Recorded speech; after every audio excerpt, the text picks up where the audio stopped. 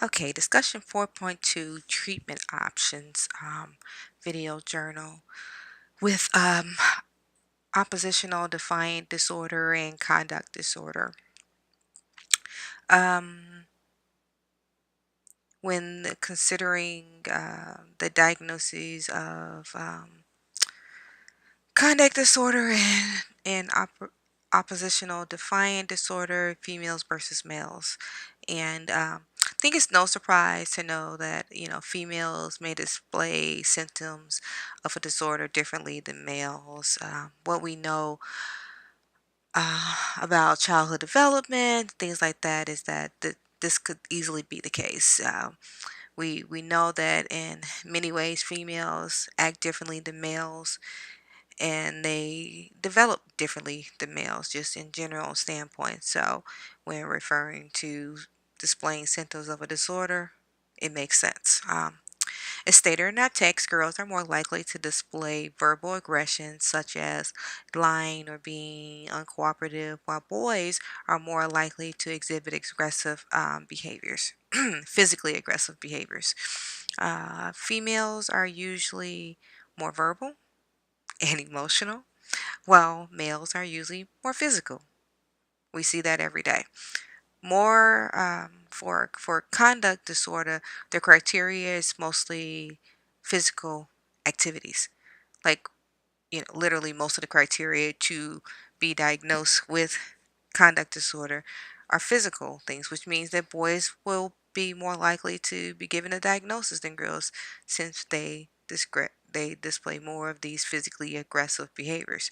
So with conduct disorder and that criteria including bullying, fighting, using a weapon, physical cruelty to people or animals, stealing, forced sexual activity, lying, uh, breaking into places, defying curfews, wandering away from home, forgery, school truancy. All these things fit into the criterias of conduct disorder. And like I said, most of them are physical activities and not necessarily like spoken word or verbal aggression. So it's no wonder that boys would get more diagnoses of the disorder than girls. It's a given. Um, in the past, I've done quite a few. Actually, in the past, in this course, in this program, professional school counseling program, I've done quite a bit of research into cyberbullying and the social media. So when thinking about social media and the impact it might have in the future diagnostic criteria for conduct disorders or oppositional defiant disorder. I think that uh, social media will play a huge part in it, just because social media today plays a huge part in bullying. Um, you know, a lot of kids know that, hey, I may not be able to say something in your face right here on school grounds or something like that. So instead of that whole see you on the playground at 3 o'clock thing, now we have I'll see you on Facebook when we get home. I'll see you on Snapchat, because I'm sorry, Facebook is too, it's for old people now, apparently. I'll see you on Snapchat, or I'll see you on Instagram or something like that. And that's what they end up doing. They're bullying now. So it would stand to reason that social media and cyberbullying will play a huge part in the evolution of the diagnostic criteria for conduct disorders. The social media, it gives individuals with conduct disorders more opportunity to display their aggressions. Um,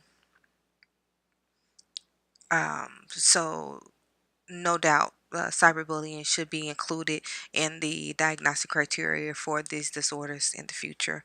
I suspect that social media exposure increases the occurrences of aggression and would help children fulfill the criteria even quicker and even easier than expected.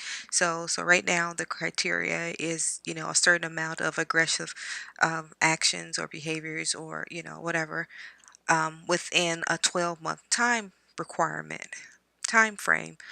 Whereas because of social media, I mean, that 12-month time frame could be a year of tormenting someone.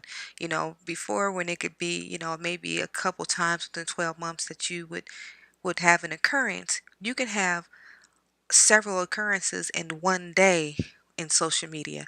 So yeah, I would suggest, or I would suspect, that they would have to adjust how the time frame would be when considering social media and cyberbullying in the criteria. Um, yeah, they yeah, because now you can do it quicker and faster.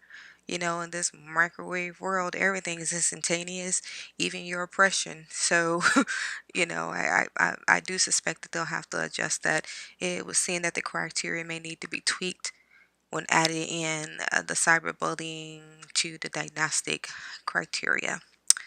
And that is my discussion 4.2 on treatment options for um, conduct disorder and oppositional defiant disorder.